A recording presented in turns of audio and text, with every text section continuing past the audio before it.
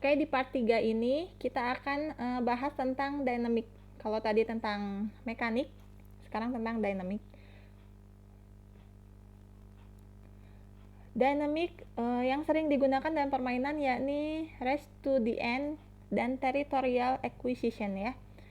Jadi permainan yang menggunakan prinsip dinamika territorial acquisition adalah Civilization, StarCraft, Risk,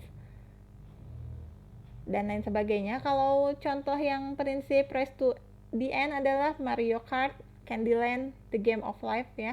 Itu contohnya. Dynamic rule ini adalah pola bermain yang berasal dari kumpulan mekanik ya. Tadi udah pernah disinggung kalau kumpulan mekanik yang bekerja setelah dijalankan oleh pemain itu adalah dynamic rule. Jadi dynamic rule ini dapat dibilang sebagai bagaimana sih pemain menggunakan rule-rule yang ada dan menjalankannya. Dengan mendesain mekanik dengan benar, kita dapat menciptakan dynamic game yang sesuai dengan intention game design. Ini erat kaitannya dengan complexity atau kompleksitas dari sebuah game itu. Ada kompleksitas, nanti ada lagi yang namanya depth ya. Kompleksitas juga berkaitan dengan meaningful choice. Jadi pernah nggak kamu bikin keputusan-keputusan besar dalam hidup kamu? Pasti ya, setiap manusia itu pernah dihadapi oleh pilihan-pilihan yang dapat mengubah hidupnya secara drastis. Kayak misalnya, kenapa pilih informatika, ya nggak?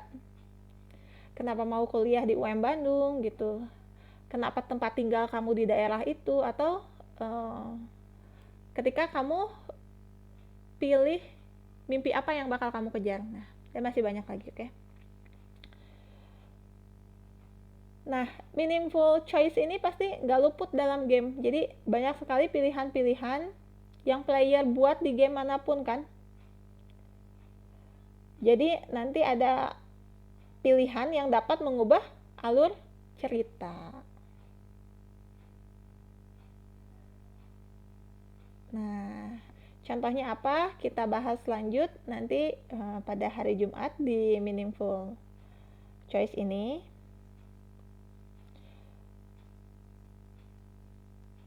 Berkaitan juga dengan depth. Jadi kata-kata depth itu kan dalam ya. Jadi tidak hanya digunakan untuk mendeskripsikan ruang secara fisik. Kadang kata itu depth ini juga digunakan pada sebuah cerita, film, musik hingga game.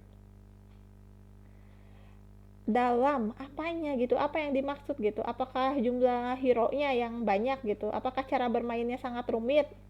Nah, apakah banyaknya fitur-fitur yang tersedia dalam game ini kasih kebebasan penuh kepada pemain atau enggak? Nah, itu ada kaitannya dengan depth. Pernah nggak mainin Flappy Bird?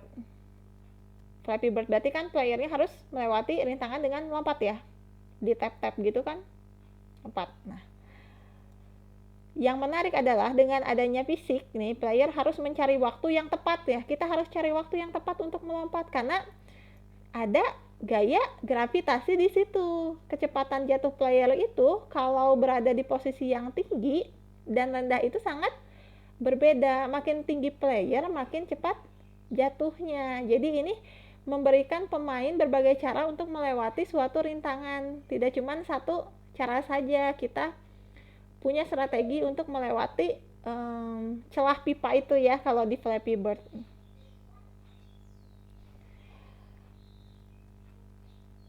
Nah, playernya kan bisa melompat dengan tap ya, makin tinggi player makin cepat jatuhnya. Nah, kedua mekanik ini membuat sebuah dinamika atau pattern of play yang dapat disimpulkan sebagai timing saat melompat. Dinamika ini memberikan pemain banyak sekali pilihan dalam melewati rintangan. Jadi kalau player udah terbiasa dengan fisik dalam Flappy Bird, jadi nanti player bisa memprediksi dan mengambil pilihan yang sesuai.